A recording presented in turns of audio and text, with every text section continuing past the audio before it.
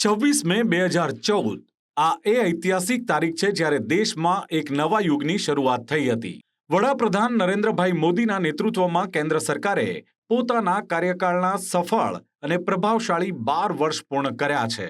સબકા સાથ સબકા વિકાસ, સબકા વિશ્વાસ અને સબકા પ્રયાસના મંત્ર સાથે શરૂ થયેલી આ યાત્રા આજે વિકસિત ભારત 2047ના મજબૂત સંકલ્પ સુધી પહોંચી છે। આ 12 વર્ષોમાં દેશે એક નવી ઓળખ ઊભી કરી છે અને વિકાસની આ રફતારનું એન્જિન બન્યું છે આપણું ગૌરવવંતું ગુજરાત। વિકસિત ગુજરાતથી વિકસિત ભારતના ધ્યેય સાથે ગુજરાતે ઇન્ફ્રાસ્ટ્રક્ચર, ગ્રીન એનર્જી અને જનકલ્યાણ ક્ષેત્રે જે હરણફાળ ભરી છે તેમાં કેન્દ્ર સરકારનો પણ મહામૂલો ફાળો છે। વડાપ્રધાન પદ સંભાળતાની સાથે જ નરેન્દ્રભાઈ મોદીએ ગુજરાતના વર્ષો જૂના પ્રશ્નોનો ઉકેલ લાવવાની શરૂઆત કરી હતી। પીએમ બન્યાના માત્ર 17 દિવસમાં સરદાર સરોવર ડેમ પર દરવાજા લગાવવાની ઐતિહાસિક મંજૂરી આપી, જે આજે ગુજરાતની જીવાદોરી બની છે। એટલું જ નહીં, માર્ચ 2015માં વર્ષો જૂના ક્રૂડ રોયલ્ટી વિવાદનો અંત આણીને ગુજરાતને ₹763 કરોડની તાત્કાલિક ચૂકવણી મંજૂર કરાઈ હતી। આ 12 વર્ષમાં ગુજરાતની કાયાપલટ થઈ છે, એવી કાયાપલટ કે જે ક્યારેક અકલ્પનીય લાગતી હતી।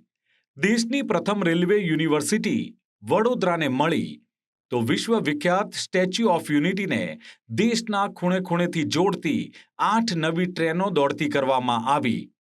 આજે Gujarat Mumbai Ahmedabad bullet train project, દેશના પ્રથમ ઇન્ડિયા ઇન્ટરનેશનલ બુલિયન એક્સચેન્જ અને ગાંધીનગરના ગિફ્ટ સિટી સાથે વૈશ્વિક રોકાણકારોનું સૌથી મનપસંદ કેન્દ્ર બન્યું છે।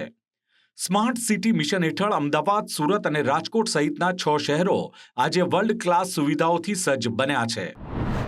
ઉમદા નેતૃત્વના 12 વર્ષ પૂર્ણ।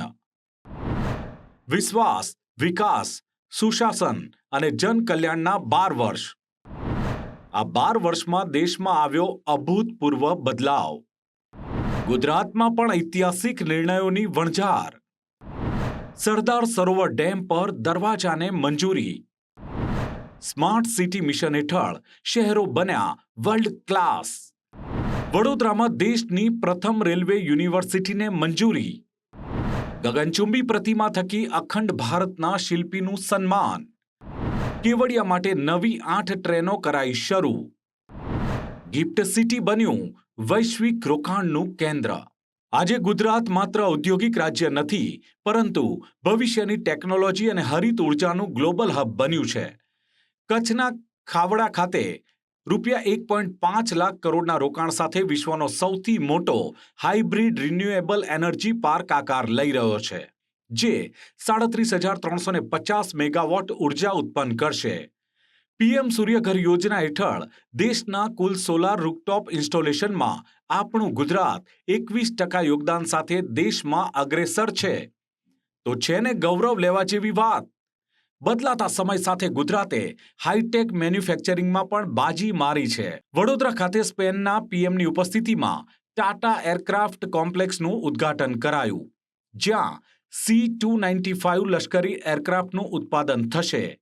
તો બીજી તરફ સાણંદ ખાતે માઇક્રોન અને કેન્સ જેવી વૈશ્વિક કંપનીઓના સેમિકન્ડક્ટર પ્લાન્ટ સાથે ગુજરાત ભારતને સેમિકન્ડક્ટર ક્ષેત્રે આત્મનિર્ભર બનાવવા માટે સજ્જ બન્યું છે। દાહોદમાં બનેલું 9000 HPનું પ્રથમ make in India electric railway engine પણ દેશના રેલવે ઇન્ફ્રાસ્ટ્રક્ચરની એક નવી તાકાત બનીને ઉભર્યું છે। વિકાસની આ સુગંધ માત્ર ઉદ્યોગો સુધી સીમિત નથી, પરંતુ રાજ્યના છેવાડાના માનવી સુધી પહોંચી છે। પીએમ આવાસ યોજના હેઠળ ગુજરાતમાં 16 લાખથી વધુ ગરીબ પરિવારોને પોતાના પાકા ઘરનું સપનું સાકાર થયું છે। આરોગ્ય ક્ષેત્રે ક્રાંતિ લાવતા રાજકોટને ₹1200 કરોડના ખર્ચે અદ્યતન એમ્સ હોસ્પિટલની ભેટ મળી છે। રાજ્યના 2.78 કરોડ નાગરિકો આજે આયુષ્યમાન ભારત કાર્ડથી સુરક્ષિત છે, જ્યારે 73% વસ્તી આભા હેલ્થ એકાઉન્ટ સાથે ડિજિટલી કનેક્ટ થઈ છે।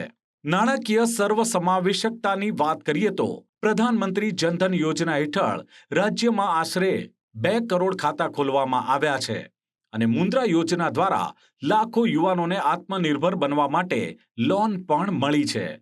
લખપતિ દીદી યોજના હેઠળ 5.96 લાખ મહિલાઓ આર્થિક રીતે સક્ષમ બની છે, તો પીએમ ઉજ્જવલા યોજનાથી 43 લાખથી વધુ બહેનોને ધુમાડાથી મુક્તિ મળી છે.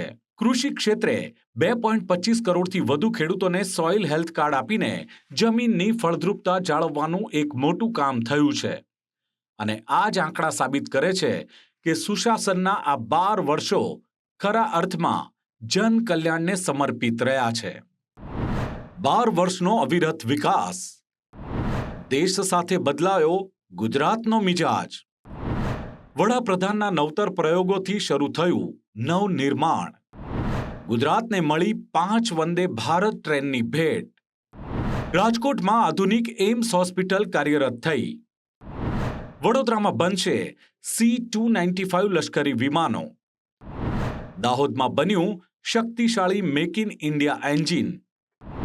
કચ્છમાં બની રહ્યો છે વિશ્વનો સૌથી મોટો એનર્જી પાર્ક.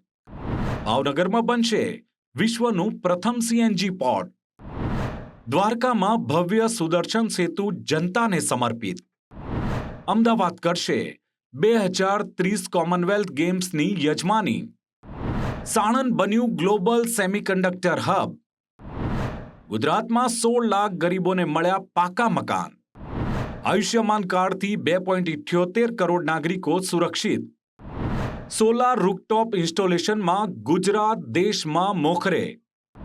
ગુજરાતમાં 24 નવી મેડિકલ કોલેજો શરૂ. વીતેલા 12 વર્ષોમાં ગુજરાતે પ્રગતિના જે શિખરો સર કર્યા છે તે અભૂતપૂર્વ છે. સોમનાથમાં શૌર્ય યાત્રાથી લઈને લોથલના મેરીટાઈમ મ્યુઝિયમ સુધી સાંસ્કૃતિક વારસાનું જતન થયું છે, તો સાણંદ અને ગિફ્ટ સિટી જેવા પ્રોજેક્ટથી આધુનિક ભવિષ્યનો પાયો નંખાયો છે. વર્ષ 2030ની કોમનવેલ્થ ગેમ્સની યજમાની મેળવીને ગુજરાતે ફરી એકવાર સાબિત કર્યું છે કે વૈશ્વિક સ્તરે ભારતની પ્રતિષ્ઠા વધારવામાં તેની ભૂમિકા મોખરે હતી, છે અને હંમેશા રહેશે. વડાપ્રધાન નરેન્દ્રભાઈ મોદીના નેતૃત્વમાં શરૂ થયેલો આ વિકાસનો અમૃતકાળ આગામી પેઢીઓ માટે એક સુવર્ણ ભવિષ્યનું નિર્માણ કરી રહ્યો છે, જેના આધાર પર નવા ભારતની ભવ્યતા આકાર લઈ રહી છે.